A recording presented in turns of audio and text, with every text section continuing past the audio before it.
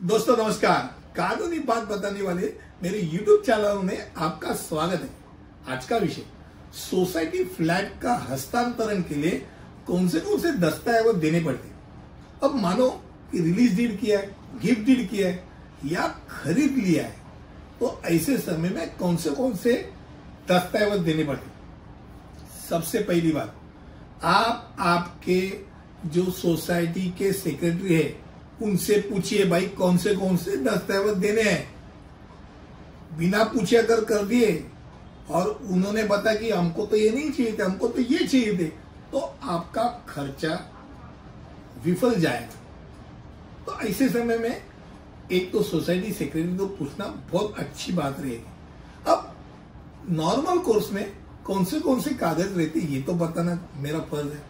तो जो विक्रेता होता है, जो फ्लैट ट्रांसफर कर रहा है, उसके लिए जो आवश्यक दस्तावेज क्या होते हैं, वो पहली बात तो मैं हस्तांतरण के लिए तैयार हूं, मुझे ट्रांसफर करना है, मुझे ये फ्लैट बेचना है करके उसको सोसाइटी को एक नोटिस देना पड़ता है। अब ऐसे बहुत सारी सोसाइटियां रहती है जहां अगर किसी को फ्लैट बेचना है तो सोसाइटी में पूछा जाता है कि किसी को इसमें इंटरेस्ट है क्या, तो सोसाइटी का दूसरा मेंबर भी परचेस कर सकते हैं। अगर मान लो ये नहीं हो रहा है, वो बाहर से ले रहा है, तो उसके लिए वो एनओसी का डिमांड करता है कि भाई मुझे एक एनओसी दे दो, हस्तांतरण के लिए सहमति पत्र दे दो।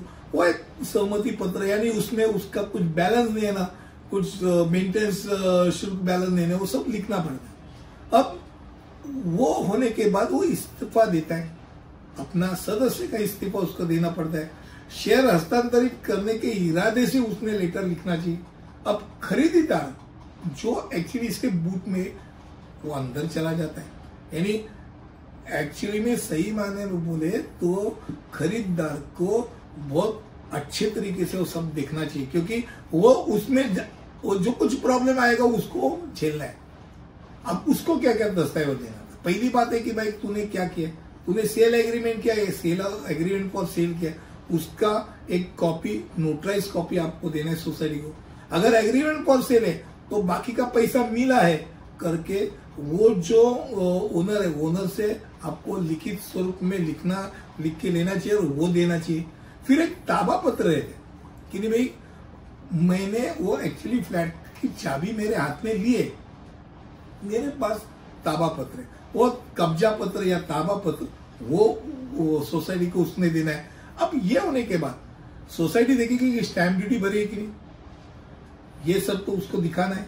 अब एक इंडेमनिटी बॉन्ड देना पड़ता है, क्षतिपूर्ति बंद जो रहता है, द बॉन्ड वो सोसाइटी को कवर करता है कि कोई भी काउंटर क्लेम करता है कि भाई ये कुछ चीजें बाकी है या मैं भी उसका वारिस था, कैसा बेच दिया करके जो कुछ है वो इंडेमनिटी बॉन्ड वो खरीदार को देना पड़ता है।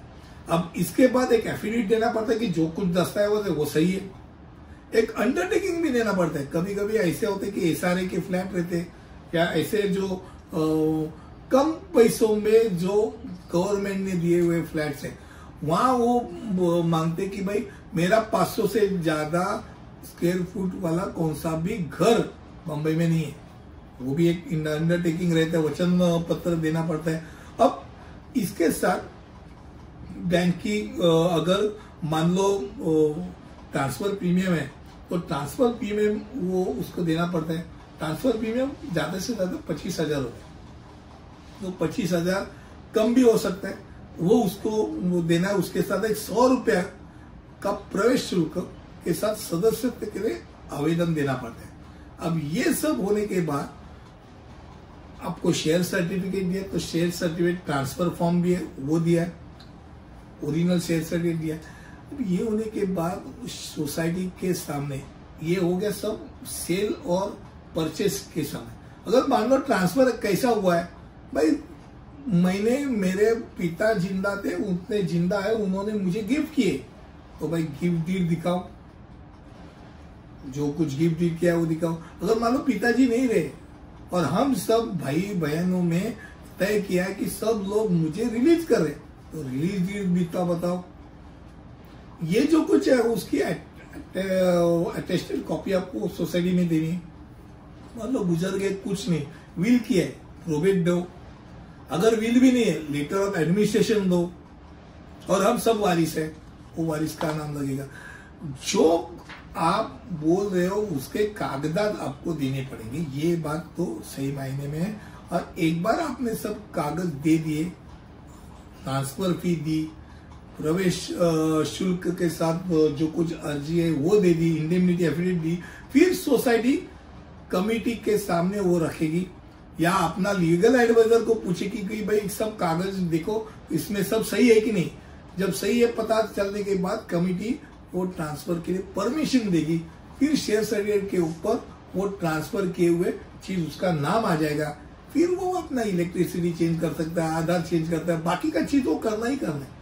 पर आज का जो बात था आपके सामने इस वीडियो के जरिए मैं बता रहा था वो था सोसाइटी का फ्लैट हस्तांतरण करते समय कौन से दस्तावेज देने पड़ते। मुझे लगता है कम शब्दों में आपके सामने मैंने बात रखी। अगले वीडियो में ऐसे ही कुछ लेके आऊंगा, तब तक के लिए यही रुकता हूं। धन्यवाद।